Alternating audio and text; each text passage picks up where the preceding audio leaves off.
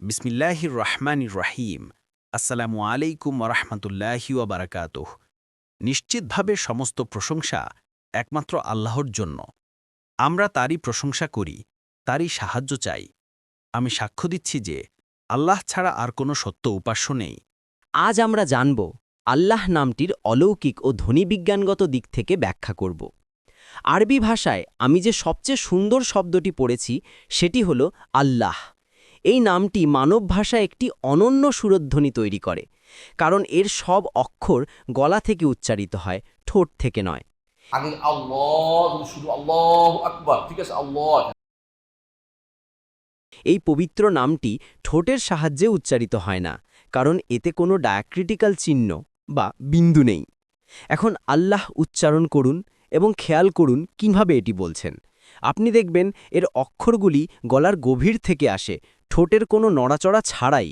এর মানে হল, যদি কেউ আল্লাহ শব্দটি উচ্চারণ করতে চায়, তবে তার চারপাশের লোকেরা তা লক্ষ্যও নাও করতে পারে। এই নামের আরেকটি অলৌকিক দিক হল এর কিছু অক্ষর সরালেও এর অর্থ অটুট থাকে। সাধারণত আল্লাহ শব্দটি আল্লাহু রূপে উচ্চারিত হয়। যদি প্রথম অক্ষর আলিফ সরিয়ে দেওয়া হয়, তাহলে এটি লিল্লাহি হয়ে যায়, যেমন নিম্নলিখিত কোরআনের আয়াতে পাওয়া যায়, ওয়ালিল্লাহিল আসমাউল হুসনা ফাদউহু বিহা। আল্লাহর জন্য রয়েছে সর্বোত্তম নামসমূহ, সুতরাং তোমরা তাঁকে সেসব নাম ধরে ডাকো। সূরা আল আরাফ 180।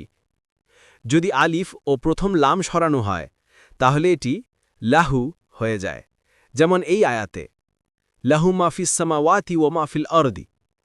আকাশমণ্ডলী ও পৃথিবীতে যা কিছু আছে সবই তার। সূরা আল বাকারা। যদি আলিফ ও দুটি লাম সরানো হয়, তবে কেবল হুয়া থাকে, যা এখনও আল্লাহর প্রতি ইঙ্গিত করে, যেমন এই আয়াতে, হুয়াল্লাহুল্লাযী লা ইলাহা ইল্লাহু। তিনি আল্লাহ, তিনি ছাড়া কোনো উপাস্য নেই। সূরা আল হাশর 22।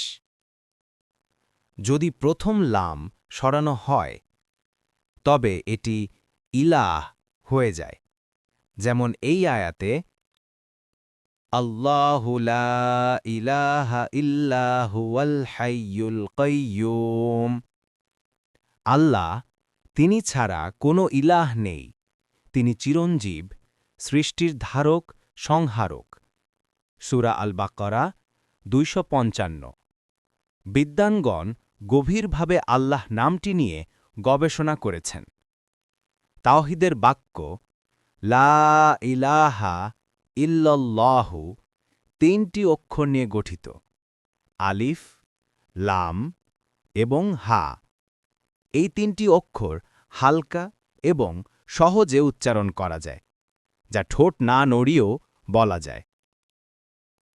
আপনারা কি জানেন কেন? যেন মৃত্যুর সময় একজন ব্যক্তি সহজেই এটি উচ্চারণ করতে পারেন, ঠোঁট বা দাঁত না নাড়িয়েও। আমরা মুসলিম হয়ে গর্ববোধ করি, অথচ কেন আমরা ধর্মীয় বার্তাগুলো মুছে ফেলি, কিন্তু সাধারণ বার্তাগুলো ফরওয়ার্ড করি? রাসূলুল্লাহ সাল্লাল্লাহু আলাইহি ওয়াসাল্লাম বলেছেন, বাল্লিগু আন্নি ওয়ালাউ আয়াতান। আমার পক্ষ থেকে পৌঁছে দাও, যদিও তা একটি আয়াতই হয়। বুখারী 3461। হয়তো এই বার্তাটি শেয়ার করার মাধ্যমে আপনি এমন একটি আয়াত পাঠাবেন, যা কিয়ামতের দিন আপনার জন্য সুপারিশ করবে। সর্বশেষে, লা ইলাহা ইল্লাল্লাহু মুহাম্মাদুর রাসূলুল্লাহ। আল্লাহ ছাড়া কোনো উপাস্য নেই এবং মুহাম্মদ সাল্লাল্লাহু আলাইহি ওয়াসাল্লাম আল্লাহ রাসূল। আল্লাহু আকবার। সমস্ত শব্দ ও কর্মে তিনি সর্বশ্রেষ্ঠ। আলহামদুলিল্লাহ, আলহামদুলিল্লাহ, আলহামদুলিল্লাহ। হে আল্লাহ, আমাদের সহি বুঝ দিন, আপনার সুন্দর সব নামের অর্থ জানার তৌফিক দিন।